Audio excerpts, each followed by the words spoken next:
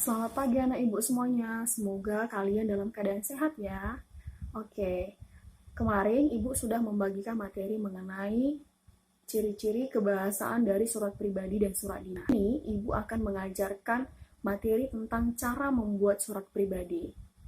Untuk anak-anak ibu semuanya, perlu kamu ketahui kompetensi dasar yang akan kita capai pada hari ini. Kompetensi dasar yang akan kita capai hari ini adalah KD 4.14. Menulis surat pribadi dan dinas untuk kepentingan resmi dengan memperhatikan struktur teks, kebahasaan, dan isi. 3 hal yang perlu kamu ketahui ketika ingin menulis surat pribadi yang benar, yaitu tahu strukturnya apa, kebahasaan, dan isinya. Nah, jenis-jenis surat pribadi ada 2. Yang pertama, surat pribadi tidak resmi. Surat pribadi tidak resmi ini mudah, seperti kita menulis surat kepada teman, sahabat, atau orang tua. Nah, ragam bahasanya bagaimana? Bahasanya tidak formal. Yang kedua, yaitu surat pribadi setengah resmi. Ya, misalnya kamu menulis surat izin tidak masuk sekolah, itu termasuk ke dalam contoh surat pribadi setengah resmi. Atau menulis surat lamaran pekerjaan. Ya, bagaimana bahasanya? Bahasanya harus bahasa formal. Dalam menulis surat ini, surat pribadi ini, walaupun kita tidak menggunakan bahasa formal, ya, kamu wajib tetap bahasanya santun, ya. Nah, berikutnya, struktur surat pribadi. Nah, ini yang paling penting ini, strukturnya. Ini sudah Ibu buatkan contoh surat pribadi. Ya, yang pertama kamu harus tahu dulu alamat dan tanggal suratnya. Itu diletakkan di sini ya. Ada tempatnya, tanggal, bulan, dan tahun. Kemudian yang kedua, nama penerima dan alamat surat. Di sini Ibu tulis buat sahabat tersayang Ruth di Surabaya. Ini sebagai nama penerima dan alamat surat. Yang ketiga, struktur yang ketiga, ada salam pembuka. Selamat siang sahabatku, atau contoh lainnya, Assalamualaikum, Shalom, ya, dan lain-lain. Yang keempat, strukturnya apa? Ada paragraf pembuka. Nah, kalimatnya apa Ibu buat di sini? Hai, apa kabarnya? Semoga kamu dalam keadaan sehat ya. Tidak terasa setelah tamat dari SMA, kita tidak pernah bertemu.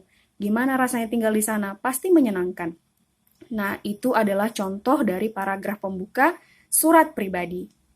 Yang kelima apa strukturnya, Nak? Yaitu harus ada isi surat. Apa yang hendak kita sampaikan kepada sahabat kita, ya? Apa yang hendak kita tulis, ya kan?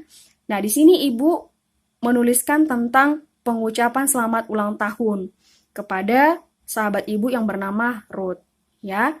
Isinya tentang itu. Bisa kamu baca. Nah, setelah itu masuklah kita ke struktur yang keenam, yaitu paragraf penutup. Ada pembuka, maka ada penutup. Ya, kamu ucapkan di sini apa?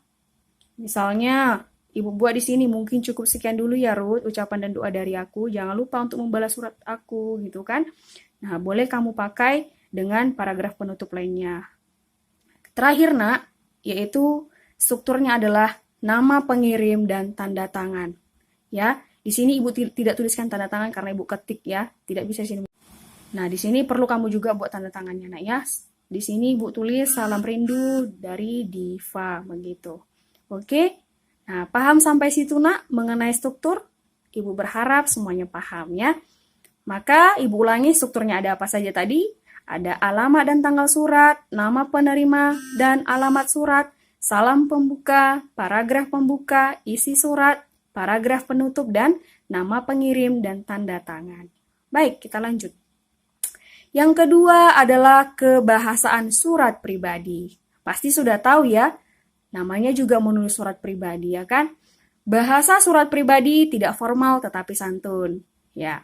Yang kedua, pilihan ragam bahasa tergantung siapa penerima surat. Nah, kamu di sini bebas berekspresi dalam menulis surat. Perhatikan mau sama siapa kamu kirim surat itu. Kepada orang tua kah, teman kah, atau sahabat ya.